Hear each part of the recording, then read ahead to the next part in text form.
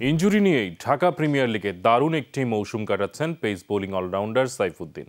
তার দাবি, হাতের এই ইনজুরি গুরুতর কিছু নয়, দলে জায়গা পেলে বিশ্বকাপে এর প্রভাব পড়বে না।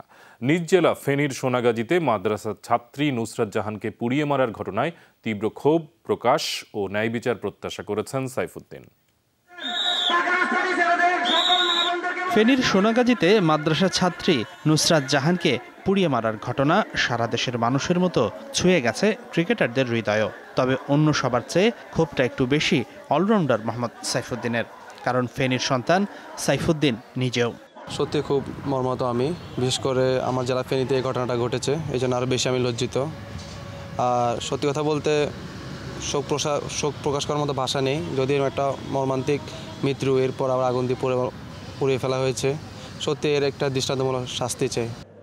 বাংলাদেশ ক্রিকেট দলের পরিবেশটাও এখন খুব একটা সুখকর নয়।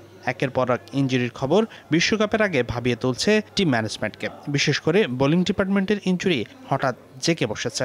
2 সপ্তাহ ধরে চোটের কারণে খেলার বাইরে রুবেল হোসেন, হাতে ব্যথা পেয়েছেন মেহেদী হাসান মিরাজ, সবশেষ বড় ধাক্কা এসেছে মুস্তাফিজের ইনজুরি।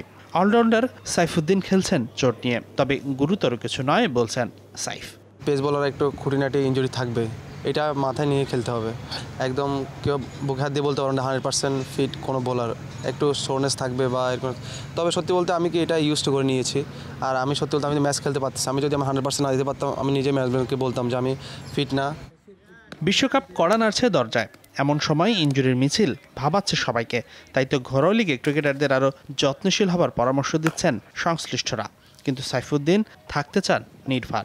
মাথায় ইনজুরি নিয়ে যদি আমরা খেলি, শিওরলি ইনজুরিটা আসবে। তো এটা অরিড না করে আসলে আমরা ম্যাচ বাই ম্যাচ খেললে বা এসব বিচার না করলে, যতটুকু আমরা চেষ্টা করি যে ফিট থাকার, ফিজিও বা ট্রেনারদের এসবগুলো মেনে চললে আসলে মনে করি আমরা এসব থেকে আসলে দূরে থাকতে পারবো। সবকিছু ঠিক থাকলে 18 এপ্রিল ঘোষণা করা হবে আয়ারল্যান্ডের ট্রাই নেশন সিরিজের বাংলাদেশের চূড়ান্ত স্কোয়াড। হাসানুর রহমান, যমুনা স্পোর্টস, ঢাকা।